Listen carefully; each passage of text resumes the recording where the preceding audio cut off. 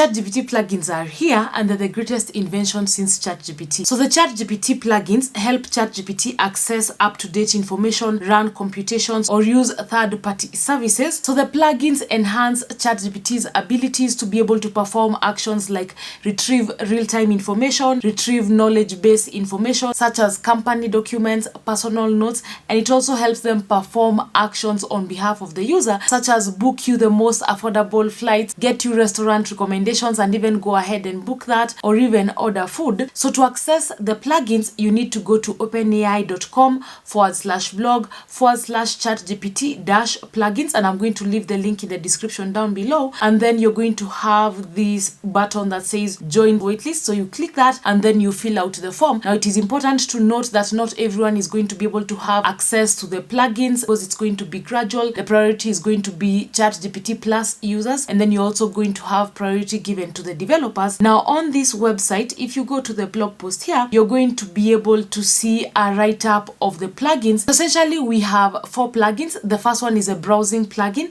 and then we have the code interpreter. Both of those are created and hosted by OpenAI. And then we have the third-party plugins, and I'm going to show you all of that in just a bit. And then the fourth one is a retrieval plugin, and this one has been open sourced. So I want to take you through this step by step so that you're able to understand what all of this means. So we have the first plugin here. This is the web browsing plugin. So this one has been created and is hosted by OpenAI. So if I just scroll down here, you have an example of that artwork. We have a ChatGPT prompt here, and you can see that the plugin has searched the internet for the most recent information. So you can also see the particular tasks that it is carrying out. You can see that it has searched for this, and then it clicked on this, then it read the content, searched for this, clicked on that, read the content, and then it has now finished browsing. Now the other important thing to note is that when it gives you the results, it's also going to give you the results with references, and you can even click on the citations to actually go to where the information was sourced from. This is something that we had not seen previously in ChatGPT.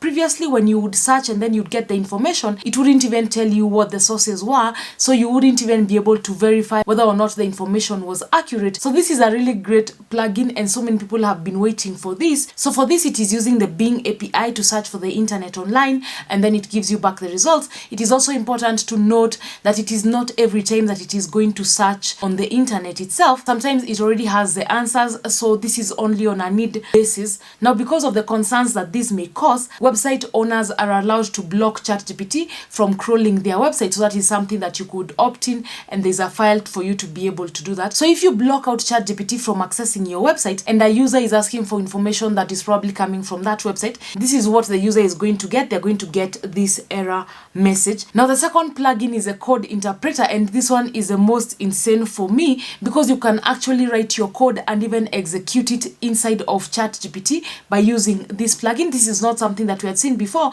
In fact, when you used to write the code, you'd have to take it to a playground like JS Fiddle so that you'd be able to execute it there and see whether or not it runs. But right now you can write your code here and even test for whether it is working and doing what it is expected to do, all in ChatGPT. So the environment is Sandbox and also Firewall. If I scroll further down, you'll see that the code interpreter is especially useful in solving mathematical problems, doing data analysis and visualization, and also converting files between formats. And this one is particularly fascinating. If you play this video here, so this is an example of the things that have been mentioned up there. So in this first example, you can see that it is solving a mathematical problem here. So it is plot function 1 sin x, and then it does that. Like, how game changing is this for anyone, you know? In this second example, you can use it to do data analysis and visualizations. So we have the user coming in here and getting a file, and then ChatGPT is asking, how can I help you with this file?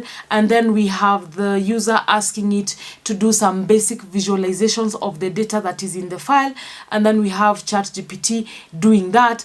And this is something that would probably take so many hours to just be able to do, but imagine you can be able to do this even inside of a presentation. Like if the client wants to see something, you'd be able to get this like on site and within seconds. And then on top of that, you can even do different data analysis. He's asking for the correlation, and then he's given the correlation down there. In the third example, we see ChatGPT converting files between formats. So he's gotten the file here, and then after that he asks ChatGPT to make the file 4 times smaller. It does that within seconds. After that, he asks it to convert that into grayscale. It does that. Then he asks it to shade it a little green, and then it also does that. After that, he asks ChatGPT to select the foreground only, that is sort of removing the background, and it also does that within seconds. Like, you'd need so many apps to be able to do these different processes. And finally, he asks ChatGPT to give him a link location where he can download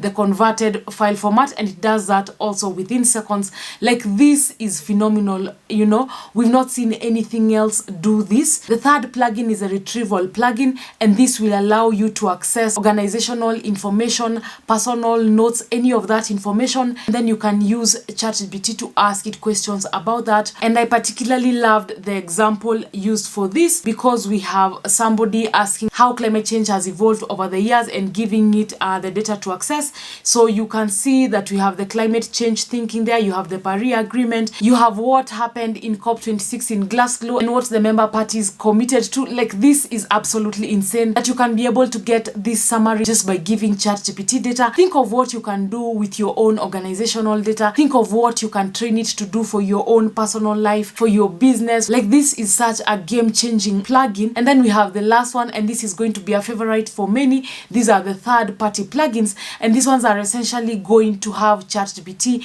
doing for you different tasks online. So we have the very first plugins that have been created here, and if you scroll further down, you're going to have an example of how to use this particular ChatGPT plugins. So in this example, we have a user asking ChatGPT to give him a restaurant recommendation and also a simple recipe. He also asks it to calculate the calories for the recipe using Wolfram Alpha, and then to finally order the ingredients on Instacart. And you can see that the installed plugins are here. So ChatGPT uses OpenTable to get him a restaurant recommendation, and then it gives him a recipe suggestion for chicken pea salad. After that, it uses Wolfram Alpha to calculate the calories and also orders the ingredients for him on Instacart. Like, this is phenomenal that you can be able to do this. I'm going to continue to create videos like this on how you can use the ChatGPT plugins, on what you can do with GPT-4, on how you can ensure you're getting the best out of your prompts. So ensure to subscribe to the channel. In the meantime, have a good one, and I'll see you in the next video.